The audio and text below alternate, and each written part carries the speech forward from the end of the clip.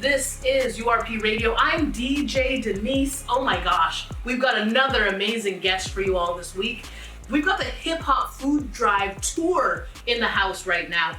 Daniel, old school legend in the flesh, is chilling with us. Daniel Ferraldo. I got it right? Oh my God. Born June 10th, 1977. I was letting him know. You put it all out there. I was born in April, so I'm hitting you with a couple of real extra name and months. birthday out Yo, known professionally as Daniel, is a Canadian hip-hop artist and actor of Jamaican and Spanish descent. In June 2015, Daniel received an award for the Best Hip-Hop Artist at the Black Canadian Awards. He is a member of the groups Monolith and Perfect Strangers, both based in Scarborough, Ontario. Welcome to the show, Daniel. Thank you for having me. I'm already having a good time, DJ Denise. Everyone knows how old I am. What my driver's license is. But it's all good. And yes. I appreciate being here. I'm super amped to be in Vancouver. Thank you. I haven't been here in a minute, so this is dope to be here. Thank you. That's what's up. And yo, oh my gosh, it's a pleasure to have you in the studio right now. Yes. You know, we wanna learn from our hip hop history legends. Because you holding the crown for us right now in Canada. Sure. This is what's up. This is what's up. Yo, no, tell us about those early days. Because we were watching out on the West Coast while you were coming out with your your first tracks and watching those music videos were fired. I'm so interested in finding out how you got your music videos filmed, because back in the day you had to come out with the little camcorder. Yeah, it was hella different back then, for sure. It's interesting. We were talking on the ride to the studio about the nature of today's music scene and the technology that allows it to be so easily created and consumed. True. You can film something and upload it within minutes, and everyone's seeing what you're up to. And of course, social media is taken over as the way in which we communicate and disseminate our art. But back then, you're right. We were shooting on film. We were renting equipment. We were applying for grants to afford the equipment and the time and the the crew of people to do the shooting and the editing and everything else. So it was a much harder and more painstaking process to do all of that. And so in my mind, at least I can speak for myself growing up in that era, like we were talking about, coming up in the 90s, my first record coming out in 96. You could not be an artist if your heart wasn't into it. You didn't have that passion and that drive and that this is what I want to do. You couldn't do it because it wasn't easy. No one had the money to do it. Exactly. It wasn't like you can pull something out of your pocket and begin the process of recording your art and, like I said, disseminating it to the world. So I was a kid. In high school? I wasn't even in high school yet. Okay. So my so-called start in the game came when a show called, someone just said it, my man, P. Crook, said it off camera. Shouts to P. Crook, who knows every lyric I've ever written. He's out here. I was 13 and on a show called Electric Circus. Oh, word. And that was big. I won a, Good, yeah. Shout out to Electric Circus. It was a big shout out to that show because even before there was Rap City and hip hop available on television, there was this dance show. And the dance show had all kinds of dance music, pop, R&B, etc., and hip hop. They had a hip hop contest. It was a rap off contest. The winner was to win LL Cool J concert tickets. Oh, dope. Hey. He was on his Mama Said Knock You Out tour. Word. And I'm I remember there was another contest previous to that one where the winner had won tickets to another concert. It was MC Hammer, so I didn't apply. you were but more importantly than I wasn't about that. Okay. I didn't have the dance moves down. So and the pants? Oh damn! All right. He wasn't my shit. Okay. So, but foolishly I didn't apply it, or maybe. But still. It's all good. Maybe it was all meant to be for the second contest because the whole point was the first winner. He ended up putting this video out. So you're asking me about videos, and I thought, well, this must be my ticket. Exactly. And it just so happens I recorded. I didn't record. I would never even been in a recording studio seriously? before. But I wrote a song called Can't Test Me. It was just a very braggadocious battle rap style in the vein of Big Daddy Kane, who's my favorite rapper. Had the high top cameo fade and everything. For real. Trying to be Kane. And won the contest.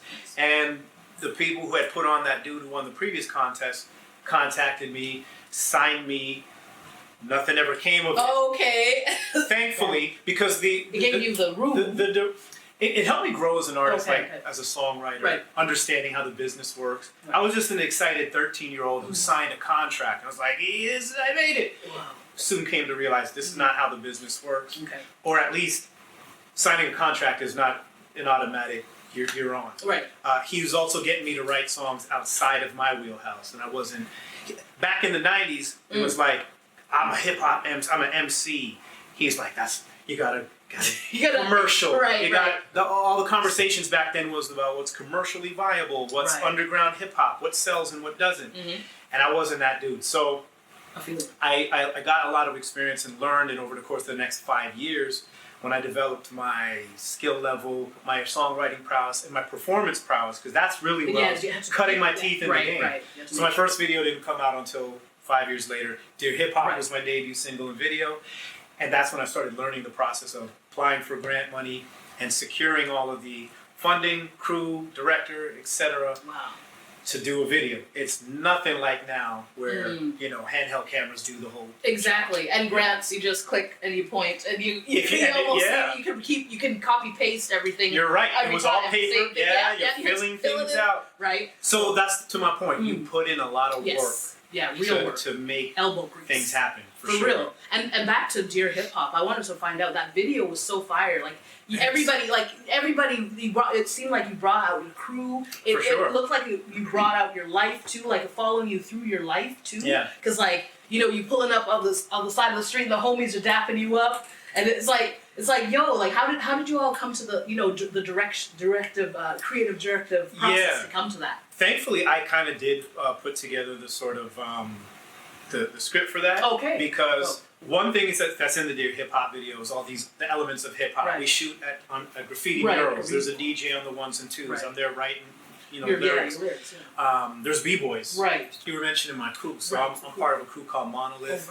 We're brothers who all MC or produce beats. The crew is deep too. How many members are in Monolith? I gotta find out. It's funny. I just remembered and retold this story the other day that officially there's like a dozen of us. Okay. But the number kind of goes and comes because there's members of the crew who weren't part of the music group. Okay. And there's a difference because we did make music as a crew and put out videos and some records as a crew. So the artists that are in Monolith are the ones known as, but there's so many. And believe it or not, there was actually a time when we were in high school where we held auditions. Oh, were? Yeah, Monolith was a crew made up of crews. So you're a duo or a couple of solo artists, the different guys all were in their different groups. Those auditions though, So we would have groups join and they were down with us and everything. And again, they were all in the Dear Hip Hop video. Right. And then around that era, we realized this is swelling to 30 guys. Shit. And I can't remember who came up with the idea, but someone said, we should hold auditions, and we'll do anonymous voting. We literally wrote a check or an X on a piece of paper. And it was you're in, you're not. So, and we went to my brethren's basement and performed. Shouts to Charisma, a.k.a. Skiz, who's my brother and producer and founding member of the crew. And it was his parents' basement. We held auditions. What? Man, just press play on a tape deck or whatever it was. Get your rapping, homie. Bust your flows in front of everybody. Right. When you're done, we check or X you. No thumbs down right in front of you. Yeah. We're getting the whole lesson, the history lesson right now. History 101, Canadian history. This is what's dope, because over here in Vancouver, we just watched from afar, because I don't know if you followed a little bit of what was going on in Vancouver around the same time as y'all, because Rascals would fly out and they get some of the Juno love and Swollen members, and shout out to Mocha Only, all the legends, time. That's my dude. So they were doing it big for us over here.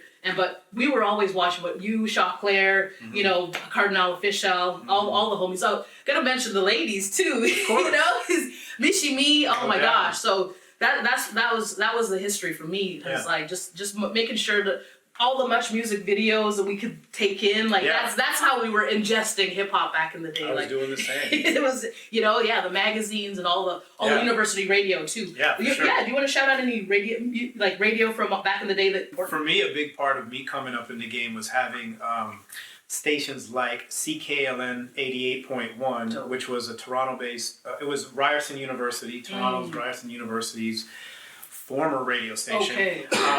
Show called The Power Move on Saturdays. Big up DJ X. It was on from 1 to 4. So if you were a Toronto hip hop head, that's where you would get everything. Like if you want to hear the latest, the newest, the dopest, you tune into that show. And what was really cool is because it sort of represented like where you get hip hop on the radio in the city. It was dope that I eventually got to take part. Like I'd go to the station and freestyle. Wow, or they had freestyle. even when the crew put together a song, and I'm not even talking about like a song that we had released yet. I remember we recorded a song. It was on cassette. They played it, you know. So they gave us an outlet and a platform for us to be able to at least be heard. Right. So people started kind of hearing about me because I was the dude freestyling on the radio. Right. Yeah, shouts to CIUT 89.5. I just did an interview with 6 Degrees Radio. Big shouts to DJ Slam and Maloney. Yeah. So, you know, without college radio, and I think I said that in that interview, it's like hip-hop artists had nowhere to go. Exactly. Certainly not the underground or the indie artists.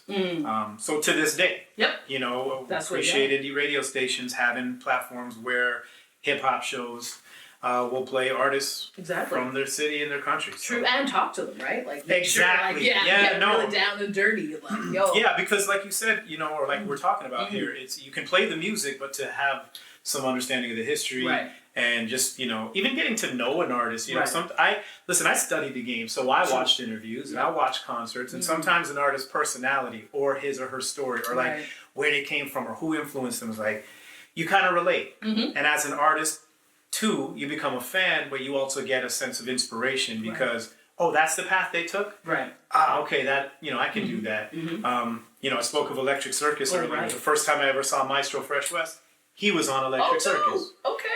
2 years prior to me. And that was my first, to my recollection, that was my first dope MC from Toronto live performance I had seen. And I was like, we can do this. Right. You're like, I'm like, we're on the, you know? We're both, you know? Because I was this Big Daddy Kane fan, and he was like, this guy's from Toronto? Exactly. This is the Canadian King. Like, so, big inspiration. So, it's good to do stuff like this because I would hope it inspires others too. Exactly. Yeah, and it you know, brings knowledge to what needs to be known, you know, and talked about. And even some of these young artists, they want to know how you came up and maybe they could do something, you know, they're trying to do something in their own way. So it's really dope. So thank you so much for sharing all these wonderful, intimate details about your come up. Because yo, this is fire. We got also it was the 20-year anniversary of Dear Hip Hop too. Was that just a couple of weeks ago? No, a week. Well, now see the numbers are getting hazy for me too.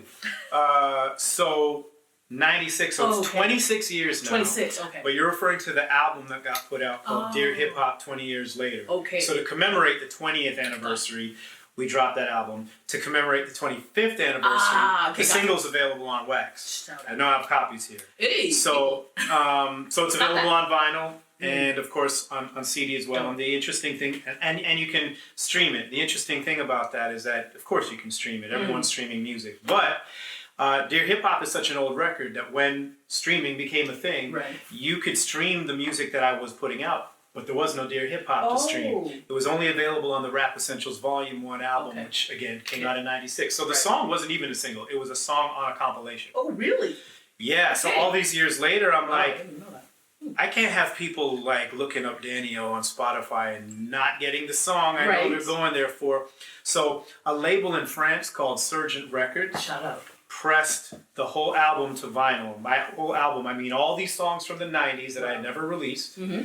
I went and found them on DAT tape. If you don't know what a DAT tape is, go and do your Google game because that's how we stored our music. For real. Digital audio tapes. And I had to go find a studio with a DAT machine to rescue the music off of the DAT. Do they have them in libraries right now? How did you find one? I'm like, yo, that's big shouts to my man Mike Smith of Phase 1 Studios. Wow. Phase 1 has it all.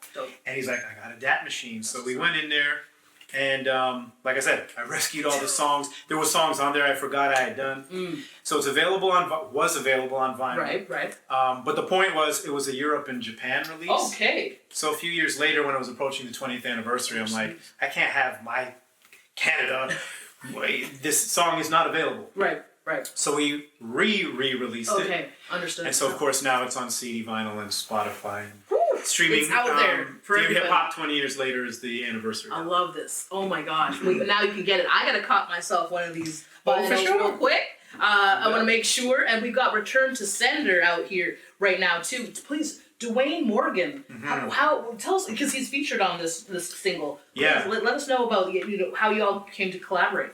So it's funny because Return to Sender is a reiteration of Dear Hip Hop. Okay. Return to Sender is hip hop responding to me. We love hearing about the history. You're a family man as well. The next generation is coming up. You want to talk about how the family's taken in the music, and I know families always they're just like, oh, that's daddy over there. But Yeah, you know, can you pass the bag, bro? I want to actually show Oh, this. yo. My bag. Oh yeah, no. I don't want to. The URP is coming up. It's right. No, Bridget. Where the records are. It's right by.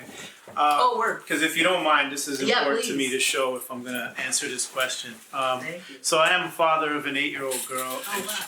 Oh, Melina yes. is my everything. Wow. So my last album is all about being her dad. That's amazing. It's all about Melina. The day it all Beautiful. changed is when she was born. Everything all changed. And so to answer your question, she loves music. She's always singing. She's always dancing. She's always being hilarious and amazing. And I hope we'll carry on the torch musically. Yes. But you know what?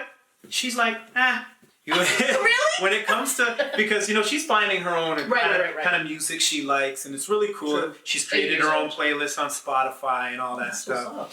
And it's really dope because she's into a lot of different pop, R&B, Right. soul, but hip hop as well. Oh, she got that. She's Okay. memorized "It's My Turn" by Steezo. Okay. And if you don't know that record, Go and find out. 1989. Yeah. And my brother played it at his wedding, and we danced to it. So she's like, "Daddy, what's that song?" And she's memorized it now. So she's even on my album, and we got a record together. So, beautiful. So I'm happy to say that she has been for the past several years my biggest inspiration. Amazing. And of course, I've made music in her honor, Right. because of that inspiration. And so it's a thrill to now, like, this next step in my life and in my career is all as Melina's dad. Right. Exactly. So, now you're. Thanks for asking me. Yes, because now you're a star in her eyes, and she's Yeah, she's a star in mine. Right. That's what I mean. She's like, So.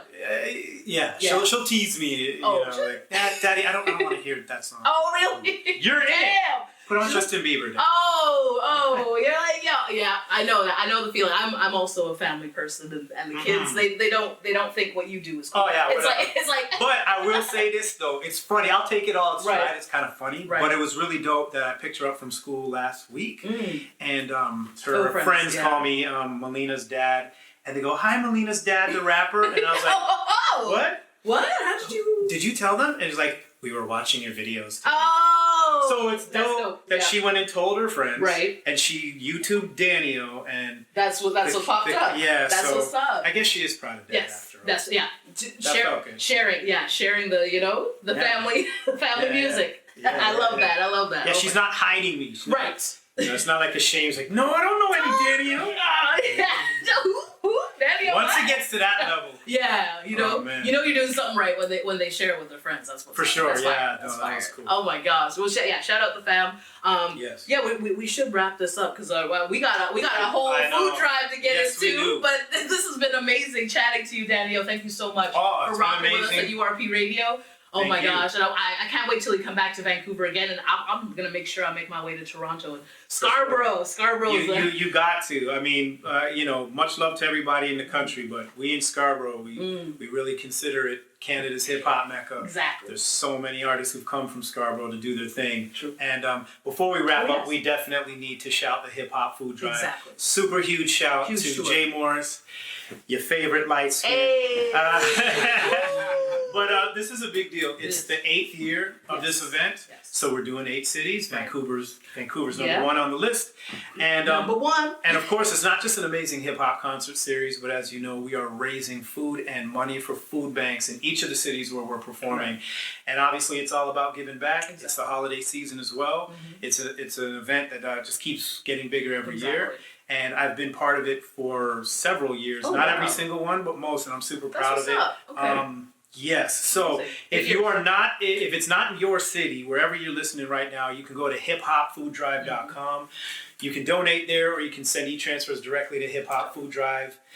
at gmail.com. Hey. And like I said, it's obviously all for a good cause. Yes, exactly. So thanks for helping this to be something that we could put out there. Exactly. I'm so happy that y'all stopping in Vancouver first, Sure. and we're all able to meet because this is what's Definitely. up. You know? I'm glad to be Yes. back. I ain't been out here since the Dear Hip Hop. Oh, really? Yeah. Oh my goodness, It's yo. been way too long. Oh yeah. We gotta figure out how to get those grants. We gotta copy paste and make I know, you yeah. come out here some more for real. For sure. Thank you again. Thank you very much. All right, All right. peace.